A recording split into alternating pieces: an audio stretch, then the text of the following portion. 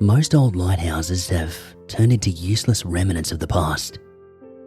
New technology, modern ships and GPS have made them almost obsolete. Not in my town though.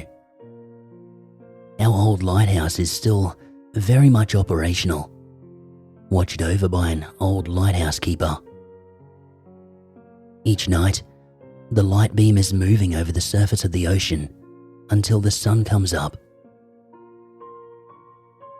My town is a small, remote coastal town in northern Germany. Only a few thousand people live here, and we scarcely get visitors. It also isn't too far-fetched to say that we are a bit behind. I graduated school with barely average grades. For the first 2 years, I worked here and there to earn some money, but it was never anything substantial. It was earlier this year that I found out that the old lighthouse keeper was retiring. Of course, someone was needed to replace him. It wasn't exactly my dream job, but at least it would be a permanent position. I visited the old man, Mr. Wallace, right away and told him about my interest in the job. I somehow must have made an impression on the old man. During the interviews, he singled me out between the candidates and told me that he would give me a chance. On my first official day, the old man and I met up in front of the old lighthouse. I was first to arrive and noticed the old man from afar. He was walking in my direction, dragging one of his legs behind. A limp, I thought. Once he reached me, he handed me a cup of steaming liquid. "For you," he said with a bright smile. "The wind today must be getting to you, boy." Thanks," I answered, taken a bit by surprise. The old man took a deep sip from his cup, took out an old key ring and stepped towards the entrance of the door. "This thing is a bitch to open." He began to turn the key around, but the door didn't budge. "Come on, you bloody... Ugh!" Finally, there was a loud clang as the door sprang open. "Well, you coming?" As I followed him inside, I noticed how dirty and narrow the lighthouse was. When I was a kid, it had been this imposing, grand building. Now, I saw that it was pretty unimpressive. There was another door opposite the entrance door.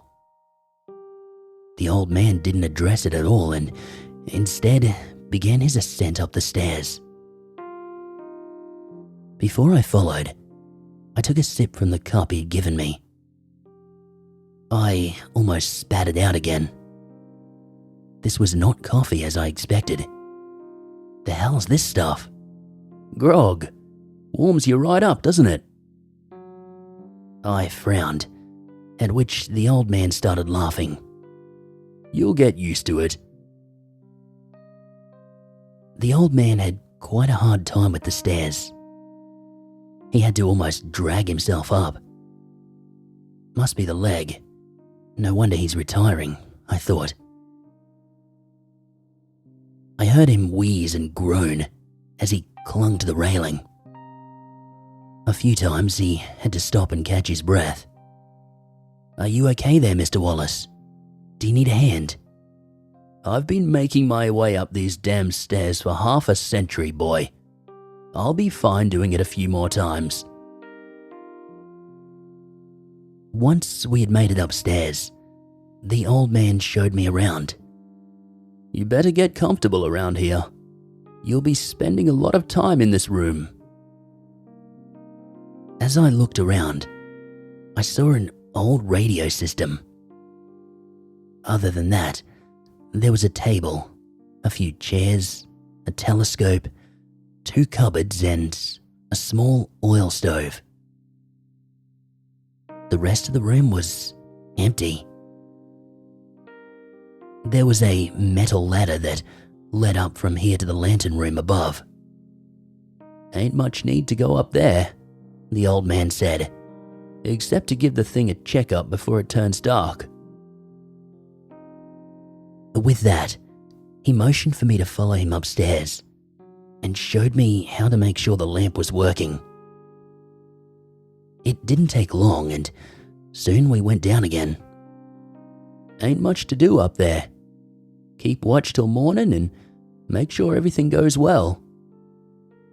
"So, do you get many calls up here? There aren't many ships coming to town anymore, are there?"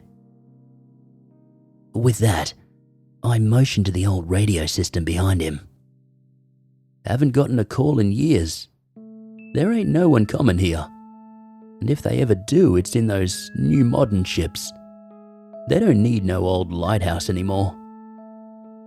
"Then why are we even here? Doesn't it mean this place is useless? I mean, it's not like I'm complaining or anything. This place ain't useless, boy. Now you listen, and you listen close.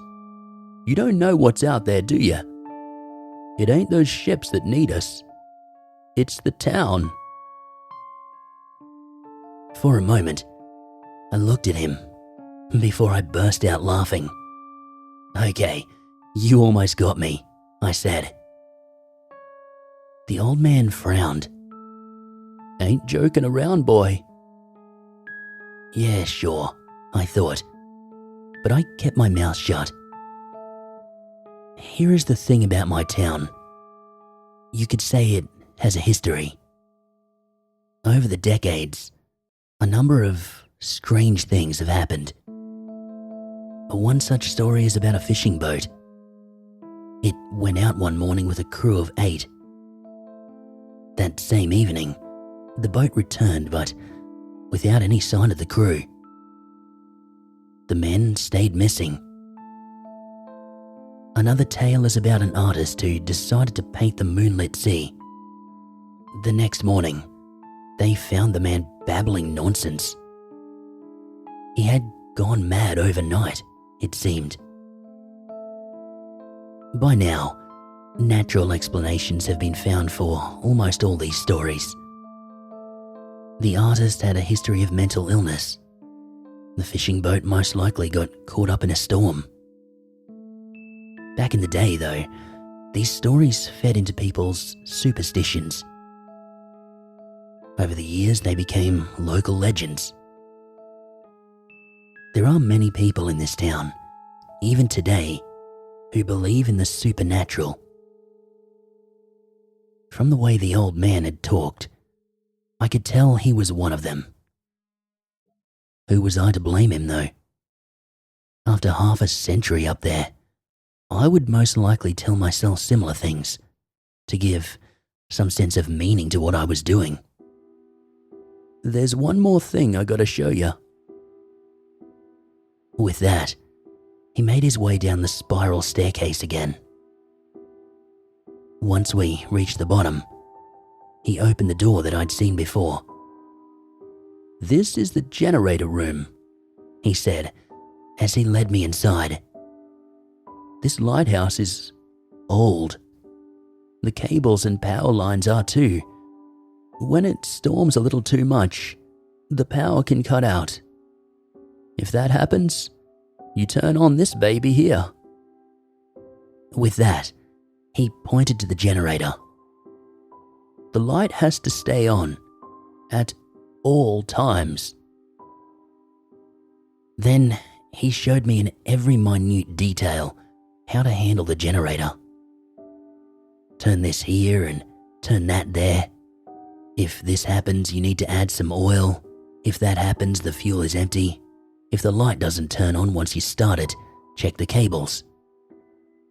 This went on for almost half an hour, and multiple times he asked me if I understood him. Once he finished his explanations, the old man told me that he would stick around for the first couple of nights. "Show me the ropes," he said. The 3 nights he stayed at the lighthouse with me were quite alright. I had expected the old man to be somewhat uptight and boring, but he wasn't at all. He cursed like a sailor, knew an endless amount of dirty jokes, and had quite a few stories to tell. He even brought in some booze. "Keep the mood as merry as possible," he said. One of the things he did first thing after arriving was to give the old generator a checkup. After that, he made his way up to the lantern room to do the same thing to the lamp. His diligence surprised me. On the final day, I told him that I would be sure to pay him a visit in time. He said that instead of making empty promises, I'd do well to remember what he told me on the first day. "Whatever happens, always make sure the light is on, boy."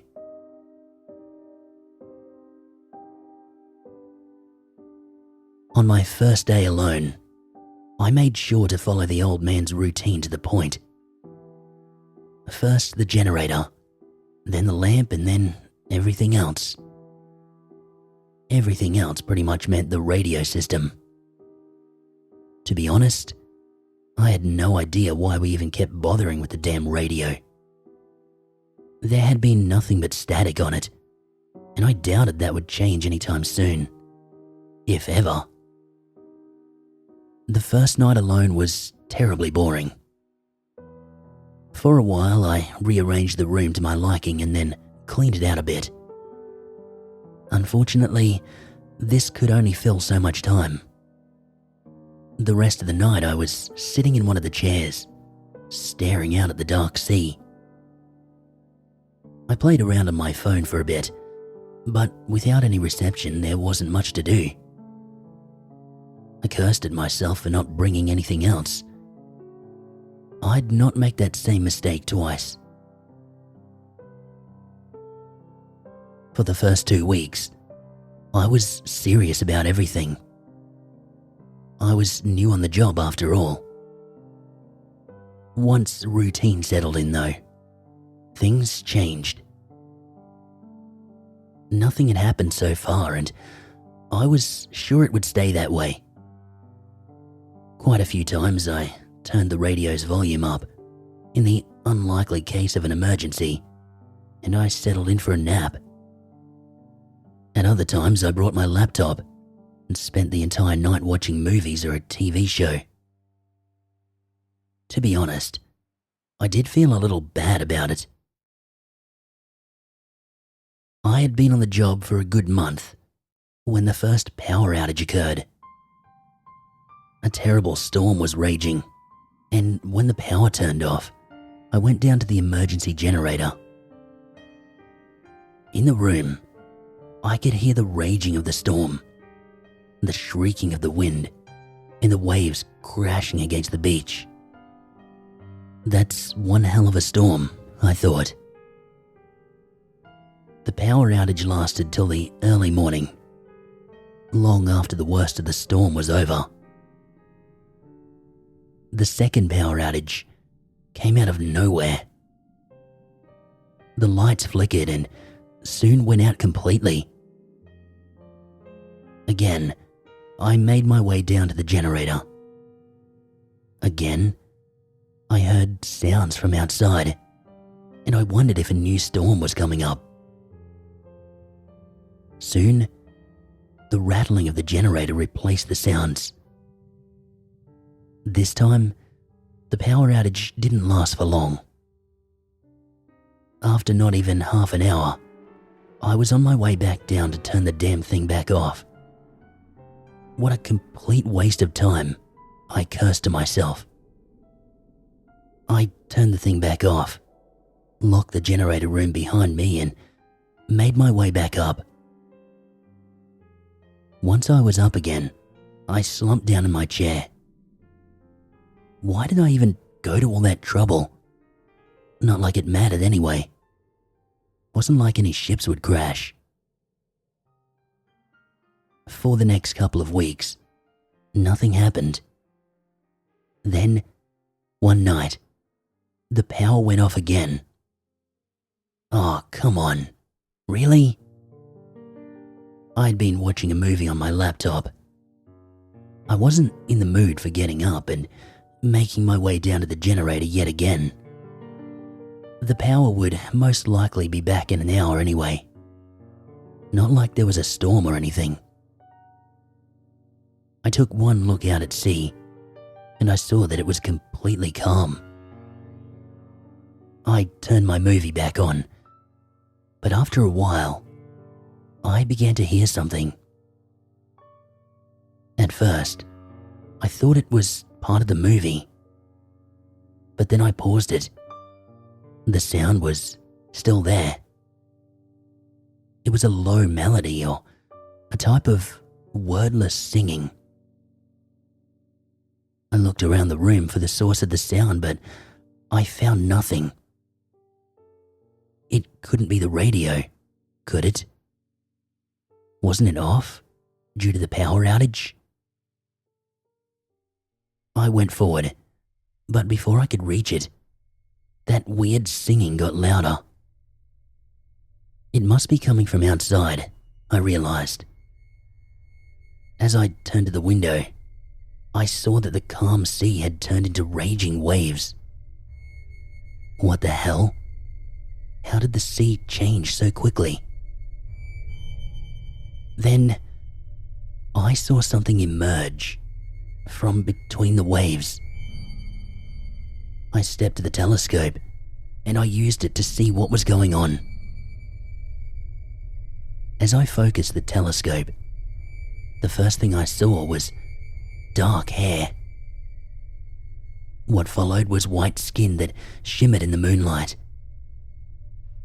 I gasped as I finally saw a face. It was the face of absolute beauty. Soon, I could see the naked, upper body of a young woman above the waves. I stumbled back from the telescope, shook my head, opened and closed my eyes, and looked again. She was still there. Is this a mermaid? It couldn't be. Mermaids weren't real. But then, what was I seeing? As I watched on, more started emerging from the sea. They were all swimming together, towards the beach. All the while, the sea was raging around them. I wondered how these frail beings were able to move so swiftly and carelessly in this choppy sea. Suddenly, a flare was fired into the sky. It illuminated the sea into glaring red light. The beings in the water recoiled from it. They were screaming, shrieking, throwing themselves backwards. Before I could wonder who had fired the flare, I saw something horrific. Now, their beautiful faces and perfect bodies were replaced by the nightmarish reality. Where I had seen beautiful mermaids just moments before, I now saw bloated, fishy monstrosities. There was no hair or skin anymore, just scales. There were no beautiful faces, just empty, staring eyes. Where I had seen smiles before, there were now giant jaws that opened to rows of fangs. I watched in utter horror as these gigantic creatures burst through waves and water alike. I was glued to the telescope, watching in sheer terror. Then, the light of the flare died away. The monstrous beings transformed back into beautiful mermaids. Yet again, they were frolicking in the water. This time, though, the illusion was not perfect anymore. My brain had seen the reality, so it refused to discard it. The beautiful faces of the mermaids were disfigured by Moors with fangs. Their bodies were still shimmering in the moonlight. Now, though, they were bloated, disgusting. For a few seconds, I stood there dumbfounded. From where I was, I could see more and more of them appearing in the water. Then, my grip on reality returned, and I remembered the words of the old man. "You don't know what's out there, do ya? It ain't those ships that need us. It's the town." It finally dawned on me. It must be those things that he'd been talking about. They'd recoiled at the flare. The light, it was to keep them out. As this thought crossed my mind, I realized the terrible mistake I'd made. If not for the flare, I'd never have... No, don't think about it. I rushed to the stairs, taking multiple steps at a time, and I made my way to the generator room. I tried to open the door, but it was locked, as always. I reached into my pocket, trying to find the right key. The noises outside grew louder, as well as no doubt nearer. I couldn't concentrate. All I had on my mind was the image of the monsters out there. Any moment now, they could reach the beach, and with it, this lighthouse. There was no singing anymore. Now, I only heard loud roaring. As the door sprang open, I hurried inside and tried to turn the generator on. Nothing happened. What the fuck? Why aren't you working? I kicked it and tried again, but still nothing. I was starting to panic. I tried again. Then I remembered the oil. Since the last power outage, I had not checked the thing at all. Why the fuck now? Why the hell? I was cut off by a noise coming from outside. It's just your imagination. It is just your imagination. There's nothing out there. Something hard and sharp scratched alongside the outside of the sturdy metal door of the lighthouse. I froze up. I held my breath. Each second turned into an eternity. Once I was sure that everything was quiet, I dared to breathe again. Right at this moment, something heavy hit the door, and I could hear one of the things roaring from outside. It was only a few meters away from me. I rummaged through the shelf, trying to find the oil. Where the fuck is it? It must be here somewhere. Fear had overtaken me completely. I looked at the shelf, but I wasn't seeing anything. My eyes wandered from left to right, and then to the left again. But there was nothing there. My eyes grew wide, and I winced as another bang hit the door. Something was trying to tear its way through the metal. At that moment, I saw the bottle of oil, but as I picked it up, it slipped right through my fingers. I cursed again, then picked it up once more. Then I started to pour the oil into the generator. Sweat dripped from my forehead. My body was shaking. I spilled more than half of the oil. Would the light even do anything? The flare worked, but if those things were already out of the water, what if... I didn't get to finish the thought. The banging and tearing at the lighthouse door stopped. Moments later, I saw the doorknob turn. The image of the old man locking the door each morning appeared in my mind. He held the keys in hand, put it into the keyhole and turned it twice, giving me a nod. "You never know who shows up out here." I hadn't locked the door. I hadn't locked it in weeks. I stood there, but I couldn't move as I heard the door open. For a moment, slim, feminine fingers pushed themselves between the door frame and the door.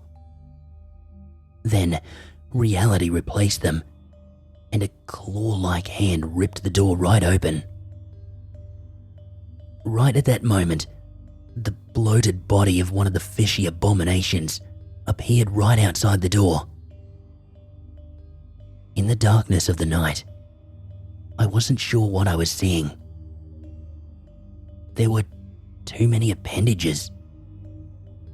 It looked to me as if it was a grown together mess of various creatures. I saw legs and arms, but also fins and gills. The body itself was long and much more muscular than I'd thought. I tried to start the generator again, but nothing happened.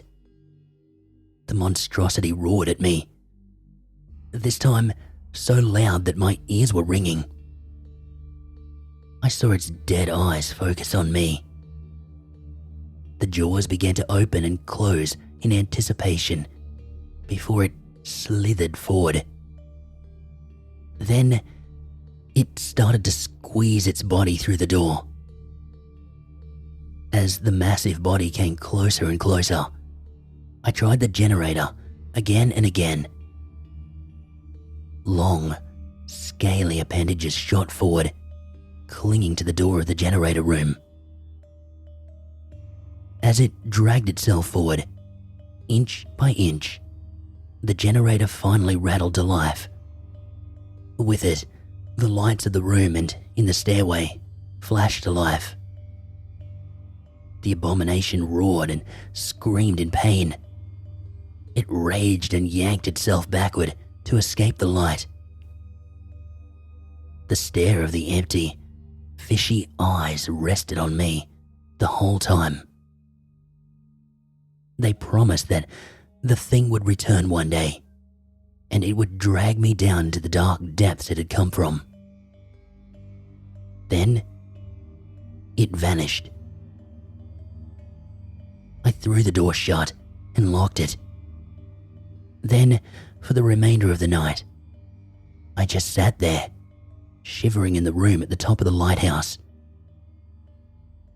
I covered myself in a blanket, shaking, scanning the sea. Thankfully, I saw nothing.